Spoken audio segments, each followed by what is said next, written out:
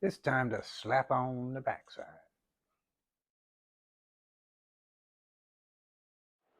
Hello and welcome to the Lost Pines Workshop. I'm JC Jensen. This is Build a Classic Dresser, episode 20. Put a shiplap back on our dresser. So we'll talk about some material choices other than shiplap, should you desire, as well as how I'm going to lay this out and cut the shiplap to be installed on the back of this case. All right, so stay tuned. So let me try to explain what I got going on here and how I figured this out. So this is the pattern of the shiplap that we're going to go with. When I have, and this is looking at it from the end of the board, right? So start the total width inside to inside of the rabbet that's on the case is 36.5. The material that I bought is just box store poplar, 1x6. Milled it down to 3/4 of an inch, or I'm sorry, milled it down to 1/2 inch thickness to match the rabbet in the case, so it's flush on the back. So the right-hand side of our shiplap and the far left-hand side of our shiplap is square edge. And then it's just a matter of cutting these rabbets in each piece to form the shiplap. What I've gone with, since I've milled the material to 1/2 inch thickness, the rabbet is 1/4 of an inch deep and 1/2 an inch long, staying with the full width all the way across. So as we lay this out, the first piece I've labeled A here is comes out 5.5 inches across the bottom from this corner to here. Then there's going to be an 1/8 inch gap. The next piece after it's cut is only 5 inches. 1/8 inch gap. Next piece, when it's cut, it leaves 5 inches. And then that gives me an 1/8 inch gap here. Across the top, it works out at 5, 5, and 5. Again, 1/8 inch gap, 1/8 inch gap. But then here it's going to change, and I'll explain that in a minute. So once I figured out how many pieces it was going to take, based on this dimension and the 5.5, did the math, and it says I can do it in 7 pieces. Groovy. And then I worked my way across here. So down here at the bottom of my page, having worked that out, the bottom, I took these 3 numbers, right, 15.5, added the 3/8 of an inch gap. This side is exactly this, well, this side is the same, but opposite in how it's cut, right? So that's 15.5 plus the 3/8 for the gaps is 15 7/8 times 2 for the other side gives me 31 3/4. All right, that's how much I have. So for our centerpiece, which is going to be T-shaped, the bottom of it from here to here works out at 4 3/4. I simply took this, subtracted it from our 36.5 to give me this measurement. Then I did the same thing for the top over here, where 5, 5, and 5 across the top, plus the 3/8 gap, again times 2, me 30 3/4. Well, mathematically that works out the top of our T here ends up being 5 3/4. Well, my material is only 5.5. That's okay. This gap will be an 1/8. This one will be an 1/8, as will this one and this one. This gap and this gap will just be 1/4 of an inch. It's not going to be a big deal. This is 1/2 an inch deep, so I have a 1/4 inch overlap already. So losing an 1/8 of an inch, losing that 1/8 is not hurting us at all. There's plenty. So we'll get these cut, and then I'll lay them out, and I'll show you. Okay, so I'm preparing to cut the pattern. On my sheet here, I went ahead and labeled A, B, and C on 3 pieces. Well, here I did it on both sides. And then here on the table saw, I've got A, B, and C, and I marked them so that I cut each one correctly. All right. I'm going to start with A, which is square on one side and has the rabbet on the other. I've set my blade height to 1/4 inch, and then for overlap, the overlap gap, blah, blah, blah, the rabbet dimensions are 1/4 inch up and 1/2 inch in. Just as I've drawn it here. All right. So in doing that, I set my blade height at 1/4 inch, and then the space from the fence to the left side of the blade is at 1/2 inch. I'm going to make this pass on all the pieces, and then I'll adjust the fence, turn it on edge, readjust my stuff, and we'll trim out this other section. I'm going to cut A, B, and C on this side for this side, and then I'm going to repeat the process for the other three before I make my adjustments. But I've got them laid out and labeled so that I cut them appropriately. Right on?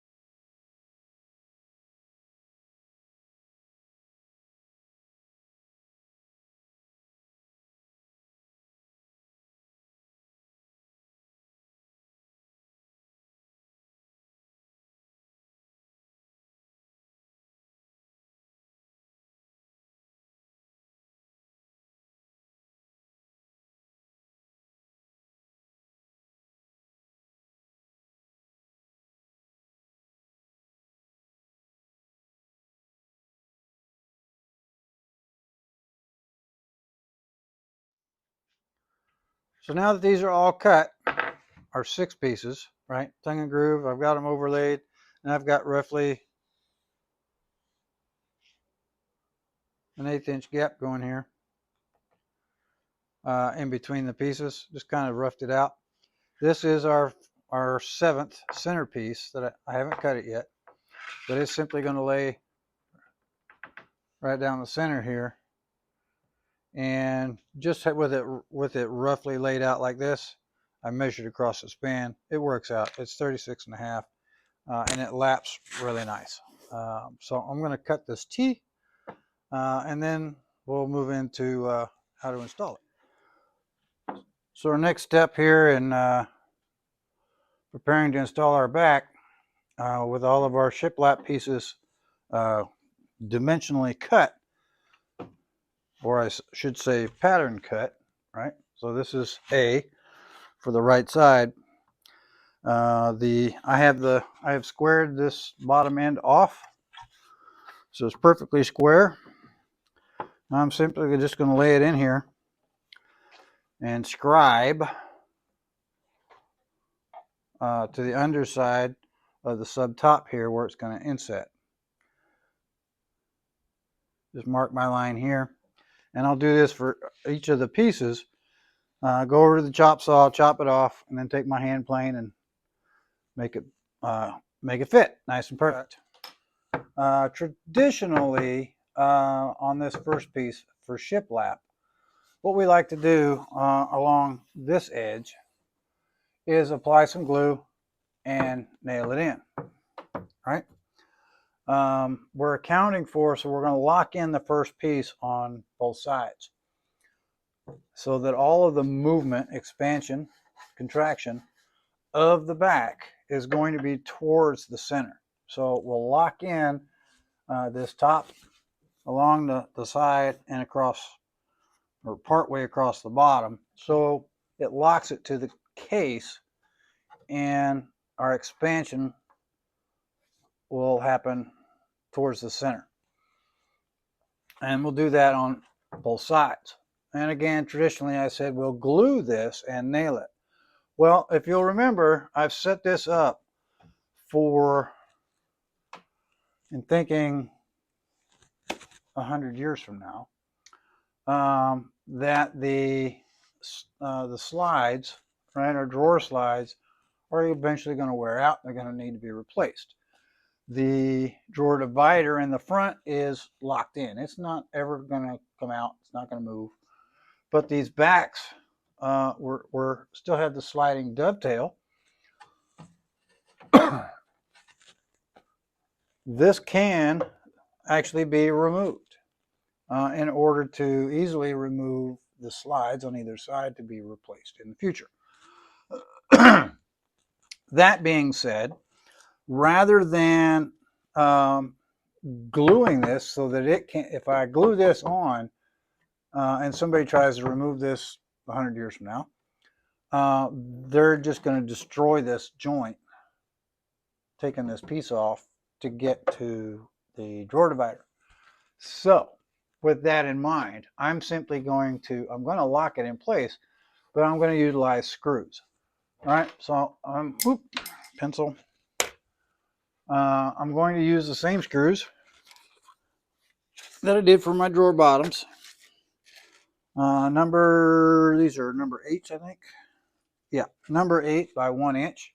Remember, our back panels are 1/2 inch. So by the time I countersink those, so they're flush on the back, it gives me a 1/2 inch of penetration into the side of the case.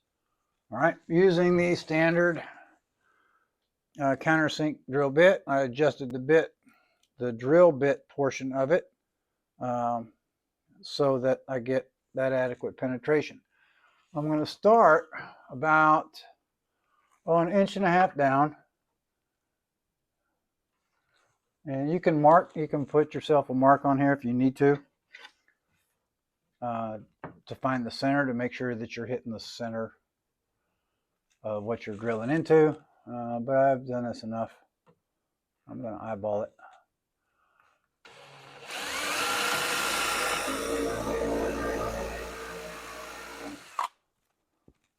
Countersink it, or just put the screws. There it is.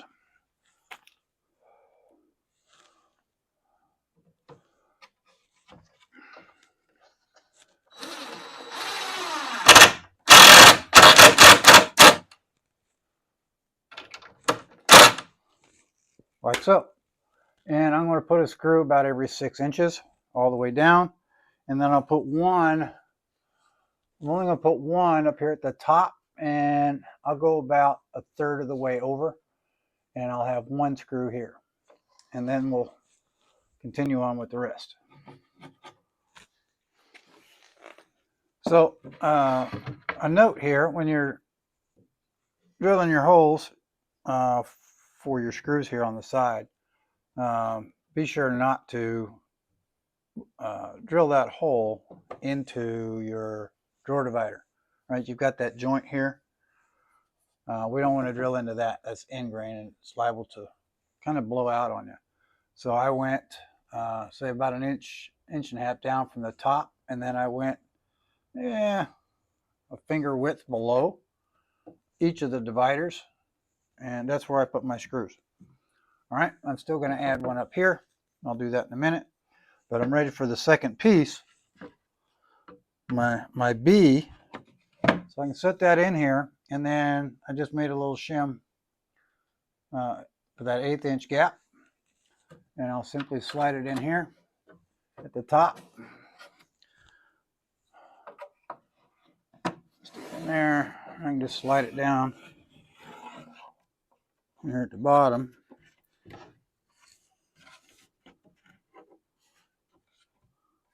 All right, stay put. All right, hold that there. I'm going to put one screw in the top, and I'm going to go about 1.5 inches in from the right edge. Yeah, lined up.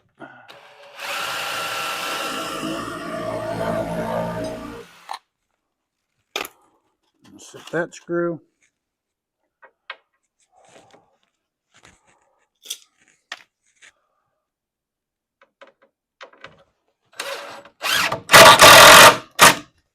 Like so. And I'll come down here to the bottom.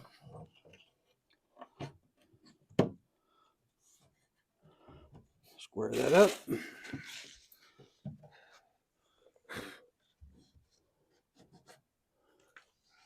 Same thing, about 1.5 inches in.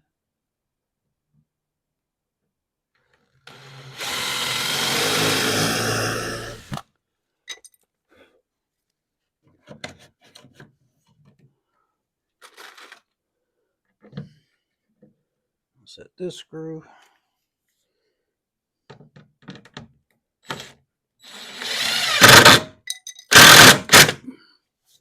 That one's locked in while I'm here.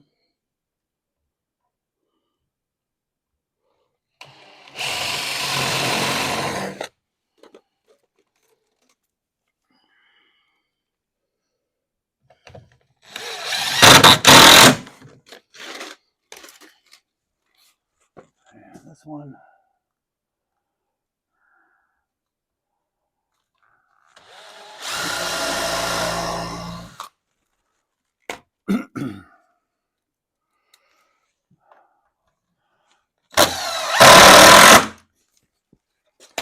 All right.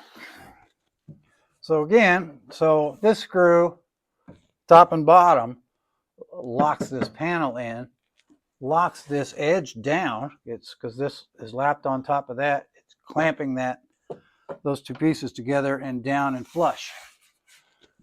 Again, this can expand this direction. Got the gap here.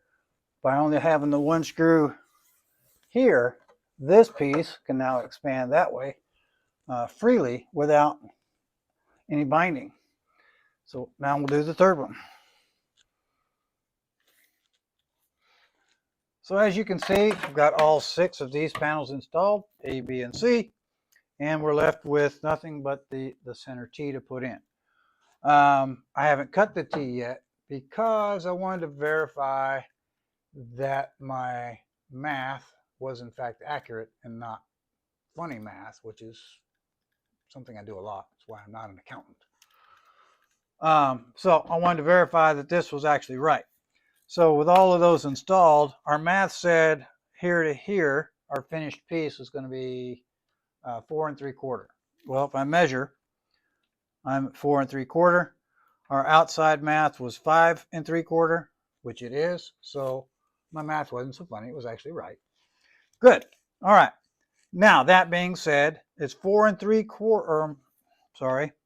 Yeah, it's 4 3/4 is the width minus 1/8 minus 1/8 is 4.5. Well, when I cut the rabbet for this and I cut the rabbet for this, that's a 1/2 inch off of each side of a 5.5 piece, gives us 4.5, which is exactly what we want. So I'll cut these 2 rabbets to form the T, leaving the 5.5 as our overlay, and we'll get that piece installed and the back will be done. So with the T cut, which, same as we did these others, cutting the rabbet either side, and dropped in here, I simply just eyeballed center to the 4 corners. Now the center one, in each of these, will only put the 1 screw to the, the locking side, right? Third of the board, so it can expand to the center. Well, for this center piece, our T, I'm going to put in 2 screws, right? We want everything coming this way, and this guy, it can go either way. Doesn't matter. All right. So staying with the same pattern, we're about 1/3.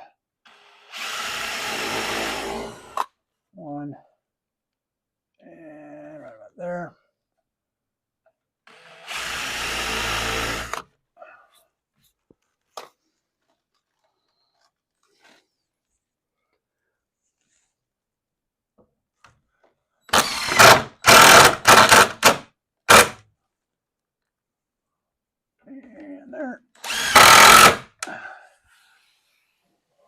Beautimous.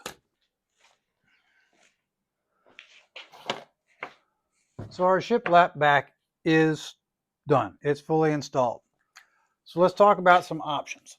All right. A shiplap back is not a necessity. It's not a requirement. That's one of the fascinating things about woodworking. There is no one way to do any of this. Right. So I chose to go with this because it's easy. Shiplap's kind of fun to make. And it's going to do the job that I want it to do, which is just cover it up. So why do we put it back on dressers anyway? Well, its primary function is light. We don't want light coming in through the drawers when we open and close them. Two, keep out the bugs, keep out the critters. Just keep out the critters, right? Helps block all of that. And third is dust. We don't want the stuff that we store in our case to get really dusty. It's going to. We're not going to stop dust, but by having a back on it, we can minimize the amount of dust that actually gets in here. Okay, so that's why we have it back. So what are some options? Shiplap, obviously, is an option. Plywood is another option, and it doesn't have to be a 1/2 inch thick. That's just what I chose to do thickness-wise because a 1/2 inch poplar is going to be more stable than 1/4 inch poplar. Right? It gives me a little more meat to play with. So you could use 1/4 inch ply, you could use 1/2 inch ply, you can use a full sheet, right? All one piece. You can split it horizontally, you can split it vertically. The options are kind of endless. It's just what works for you, right?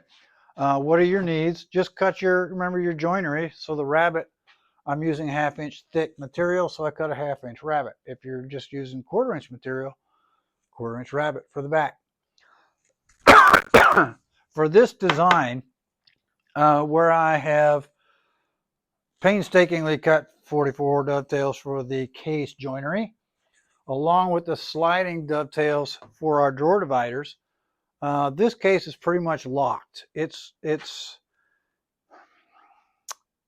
glued, so it's pretty solid. There is the potential that with some being moved from place to place, whatever, without the back on it, it could potentially rack, right? Coming out of square. A solid back of some sort locks this, in essence, creating a triangle, the strongest shape in the world, being a triangle. By putting a solid back in there, as this gets moved from place to place, that triangle is going to maintain this case squareness. So a solid back, in my opinion, is the way to go. But in a lot of modern furniture that you go to the store and buy, oftentimes this is just cardboard. The heavy 1/8 inch thick, heavy cardboard. It's a dust cover, but having a solid back, keeps it rigid, and this thing's going to last a really, really long time. So there you have it. There's some options. This is the shiplap back. We're really close to finish. So that wraps us up for this episode. If you like these videos, please remember to hit that like button. We'll see you down the road.